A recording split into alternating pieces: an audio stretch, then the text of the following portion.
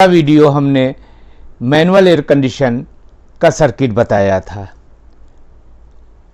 और आज हम उस सर्किट को कैसे चेक करेंगे वो बताएंगे।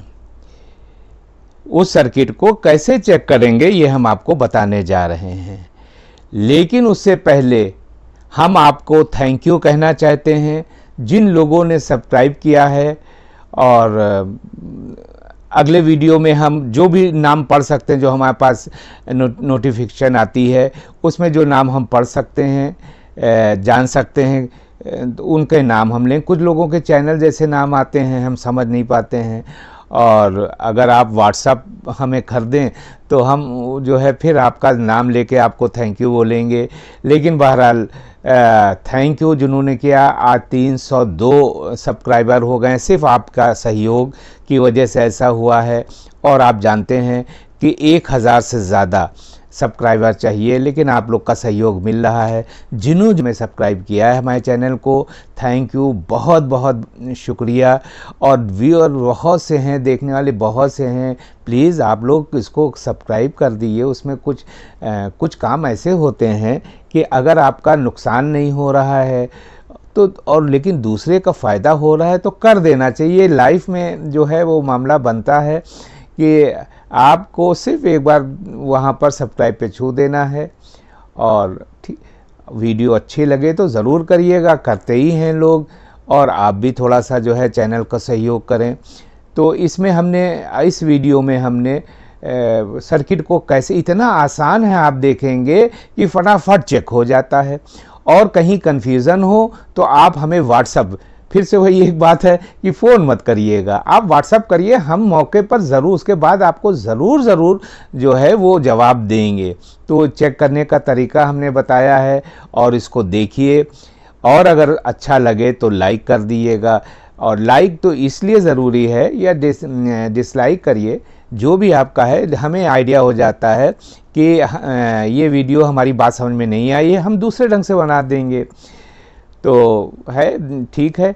अगला सर्किट जो है ये तो आप देख ही रहे हैं। अगला सर्किट हम जो हैं वो विंडो एयर कंडीशन की पीसीबी वाला कनेक्शन बताने जा रहे हैं। अच्छा, एक बात और, ये बड़ी अच्छे मौके पर याद आ गई कि आज से हम महीने में 9 वीडियो हम आपको देंगे। देखिए, वीडियो बनाने में बहुत टाइम लगता है। हम रोज़ बनाए, साला क्वालिटी ना हो, अच्छी हो, और टॉपिक अच्छा ना, बहुत से ऐसे टॉपिक होते हैं, फालतू के टॉपिक होते हैं। इसलिए 9 यानी हर पहले 10 दिन में 3 सर्किट, पहली से 10 तारीख, फिर अगले 10 दिन में दूसरा जो 10 डेज़ होते हैं 11 से 20 तारीख तक के, उसमें 3, और आखिरी 10 दिन में यानी 21 से 30 तारीख में 3 वीडियो हम हमारे व्यूअर जो हैं जिन्होंने सब्सक्राइब किया है, हमारी वीडियो का इंतज़ार करते हैं, उनको ये बता देना। हम आगे भी 2-3 वीडियो में ये कहते रहेंगे ताकि आपको ये शेड्यूल हमारा मालूम हो जाए कि भाई हर 10 दिन में जो है 3 वीडियो। अब इसमें डेट नहीं बता सकते हैं, किसी में कुछ प्रॉब्लम आ जाती है, कोई चीज़ दिखाना है आगे पीछे तो उसको करना पड़ता है। तो ये आज है शायद 26 तारीख, तो इनमें हम 2 वीडियो हम आपको देने जा रहे हैं। एक तो आप देख ही रहे हैं, और दूसरा रिमोट एयर कंडीशन के पीसीबी पर देंगे। और उसके बाद इसको पीसीबी जिसमें है उसको चेक कैसे करेंगे, साथ में अगर वो उसमें रिमोट है उसको मैनुअल में कैसे बनाएंगे ये। और मैनुअल जब आप जानना चाहेंगे पीसीबी को मैनुअल में, कि बहुत सी बातें होती हैं जिसको हमें कभी कभी रिमोट वाले को जो है मैनुअल में बदलना पड़ता है। तो उसको जानने के लिए इससे पहले वाला जो सर्किट है मैनुअल एयर कंडीशन को, उसको याद रखिए। उसमें एक कैपेसिटर लगा हुआ ज़रा सा सर्किट है, एक बार आप ध्यान से देख लेंगे तो याद हो जाएगा। तो ठीक है, आगे वीडियो देखिए, सब्सक्राइब करिए। और फिर से एक बार जिन्होंने हमें जो है सब्सक्राइब किया उनका बहुत बहुत शुक्रिया, थैंक यू। देखिए, इस सर्किट जो अब तक आपका पिछला वीडियो देख चुके हैं, वही वाला सर्किट यहाँ पे आपके सामने है। 3 सामान है, कंप्रेसर, ब्लोअर मोटर और स्विंग मोटर। अगर कोई खराबी आएगी तो मानी बात है इन्हीं तीनों में से कोई एक चीज खराब होगी। जो चीज नहीं चल रही है, अगर कंप्रेशर नहीं चल रहा है तो हम कंप्रेशर को चलाएंगे, अगर ब्लोअर मोटर नहीं चल रहा तो ब्लोअर मोटर को चलाएंगे, और स्विंग मोटर नहीं चल रहा तो हम स्विंग मोटर को चलाएंगे। कैसे, अभी हम आपको बताते हैं। पहले तो फॉल्ट नंबर 1 समझ लें। अगर एयर कंडीशन डेड है, अगर एयर कंडीशन डेड है तो आप सप्लाई अपने क्लैंप मीटर से 1 मीटर की एक लीड यहाँ रखिए और एक लीड यहाँ, यानी दोनों सप्लाई पे, क्योंकि एक सप्लाई यहाँ पर आ रही है और एक सप्लाई यहाँ पे आ रही है, तो मीटर का एक लीड यहाँ रखिए, चाहे काली रखिए चाहे लाल रखिए, कोई फर्क नहीं पड़ना। इसी तरह एक लीड यहाँ रखिए। यहाँ वोल्टेज बतानी चाहिए। अगर वोल्टेज नहीं बता रही है तो आप स्टेबलाइजर, सप्लाई या यहाँ पर आपको सप्लाई लानी है और पीछे से यानी स्टेबलाइजर, प्लग, जहां पर भी एमसीबी वहां से सप्लाई नहीं आ रही। अगर आ रही है, अब जो चीज नहीं चल रही है उसे हम चेक करें। कंप्रेशर नहीं चल रहा है तो हम उसे चेक करेंगे। कैसे, 3 तरीके हैं, ठीक है ना। इसमें इस सर्किट में इसके लिए 2 स्विच यूज हो रहे हैं, एक सेलेक्टर स्विच और एक थर्मोस्टेट, ये स्विच है। तो अब अगर आपको लग रहा है कि सेलेक्टर स्विच से ये कंप्रेशर खराब है, नहीं चल रहा, सॉरी, सेलेक्टर स्विच से कंप्रेशर नहीं चल रहा है, लगे या अगर है तो चेक करने में क्या है कि ये पोल इस पिन से जिस पे थर्मोस्टेट का तार लगा है, इसे आप प्लास, पेशकश या किसी चीज से शॉर्ट कर दिए। अगर कंप्रेशर चलने लगे, अगर कंप्रेशर ये चलने लगे तो ये सेलेक्टर स्विच खराब है। कितना आसान है देखिए। आपको सिर्फ इतना करना है, इस पोल को इस पिन से शॉर्ट कर देना, किसी भी चीज से, प्लास, पेशकश, कोई तार, इसे शॉर्ट कर दिया। अगर इससे खराबी होगी तो कंप्रेशर तुरंत चलने लगेगा। उसके बाद थर्मोस्टेट की ये 2 पिनें शॉर्ट करिए। अगर यहां से काम नहीं चल रहा तो थर्मोस्टेट की, अगर सेलेक्टर स्विच शॉर्ट करने के बाद भी कंप्रेशर नहीं चला तो आप थर्मोस्टेट की दोनों पिनें शॉर्ट कर दिए, थर्मोस्टेट की दोनों पिनें शॉर्ट कर दिए। अगर कंप्रेशर चलने लगा तो थर्मोस्टेट खराब है और इसको बदल दें। अब भी नहीं चल रहा है तो इसको हम डायरेक्ट चलाएंगे। ब्लोअर मोटर नहीं चल रहा है तो इसकी कोई एक पिन, ये दोनों, तो आप जानते हैं कि ये दोनों पिनें अंदर से एक ही हैं, तो इसमें से एक ये पिन, अगर 2 हैं तो इसमें चाहे इस पे रख लिए और आप अपना तार चाहे इसको छुआइए, इसको छुआइए, सब पे छुआने से अगर ये चल रहा है, चलने लगे तो समझिए ये सेलेक्टर स्विच खराब है।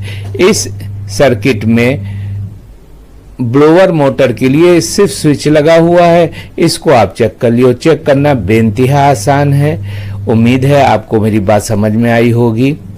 आपने सेलेक्टर स्विच को चेक कर लिया, थर्मोस्टेट चेक कर लिया, अब कंप्रेशर को चेक करना है। अब कंप्रेशर को चेक करना है। क्या करना है कि ये तार कंप्रेशर से एक तार लाकर आप यहां लगा दी, यानी इसको आपने सप्लाई दे दिया। देखिए रनिंग को तो सप्लाई मिल रही है, रनिंग को सप्लाई मिल रही है। हम कंप्रेशर की से सप्लाई जो है, यानी ये कंप्रेशर से कोई भी तार, किसी भी जुगाड़ से आप यहां से तार खोल लिए, आप यहां पर लगा दिए। क्या होगा कि अब ये जो है कॉमन और रनिंग को सप्लाई डायरेक्ट मिलने लगी। अगर कंप्रेशर चलने लगा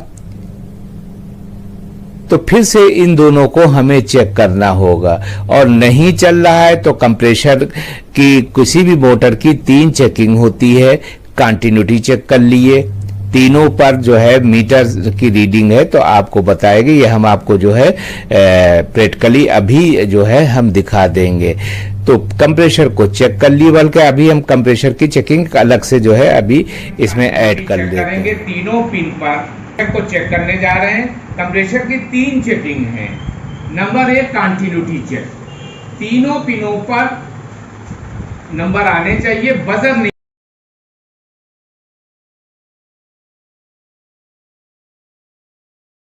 इस पे बजेगी। चलो जाने दो। तीनों पर नंबर आने चाहिए।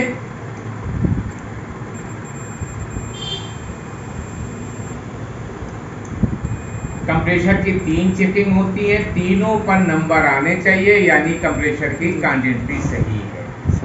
उसके बाद हम अर्थ चेक करेंगे, किसी एक पिन पर रखेंगे और दूसरा तार बॉडी पे जहां पर जो है यहाँ पे रखेंगे, यहाँ पर रखेंगे जहां पर रंग जंग न लगा हो, रीडिंग नहीं, यहाँ पर रख लिए, कहीं पर भी रीडिंग नहीं आनी चाहिए, जहाँ रंग न लगा हो वहां पर। तीनों पर चेक करो खराब। अब दूसरे लाल वाला, हाँ यहाँ रखिए। अभी दूसरे वाले पे, हाँ तो सही है, ठीक है ना। अब उसके बाद हम मोटर को कैपेसिटर से चालू करेंगे। सही एम्पियर लेना चाहिए, सही एम्पियर लेना चाहिए। हम रनिंग स्टार्टिंग पे लगा देंगे। हमने काला तार जो है कॉमन पर लगा दिया, लाल तार रनिंग पे लगा दिया और नीला तार स्टार्टिंग पे लगा दिया।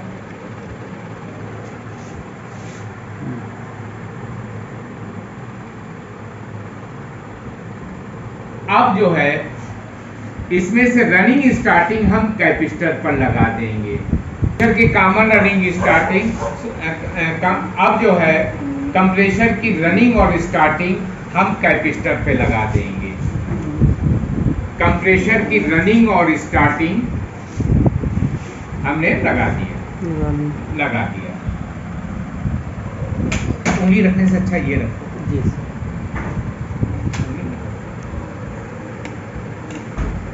रनिंग पे लाल तार लगा हुआ है, स्टार्टिंग पे नीला तार लगा हुआ है और कॉमन पर काला तार लगा हुआ है। कैपेसिटर पर देखें, दोनों तार लगा दिए, इसमें उल्टा सीधा नहीं होता कोई। आप कैपेसिटर पे रनिंग और स्टार्टिंग लगा दिए। अब सप्लाई देंगे, एक सप्लाई रनिंग पे देना है और एक सप्लाई कॉमन पर देना है। हाँ, कॉमन पे ये देखें सप्लाई का तार आया हुआ है और रनिंग पर लाल जहां तार लगा हुआ वहां पर भी सप्लाई आई हुई है। एम्पियर मीटर लगा दिया गया, दोनों में से एक तार पर लगा दो। एम्पियर मीटर सप्लाई के किसी एक तार पर आप लगा दिए, ये उठा के लगा दिया गया। कंप्रेसर को हम चालू करेंगे, ये चलिए अब हम सप्लाई चालू कर देंगे।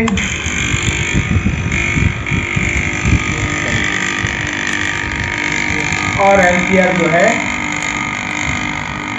ये लगभग 6 एम्पियर कितना ले रहा है? 5 पॉइंट समथिंग ले रहा है, यानी ये कंप्रेसर सही है। बस तो कंप्रेसर को चेक कर लें। बहुत से लोग कहते हैं कि कैपेसिटर जो है वो भी खराब हो सकता है। बिल्कुल नहीं, अगर ये डेड है, बिल्कुल आवाज नहीं आ रही, तो कैपेसिटर का मामला नहीं बनता। अगर कैपेसिटर खराब है तो ये कंप्रेसर जो है हमिंग की आवाज करेगा, करके इसकी आवाज आएगी।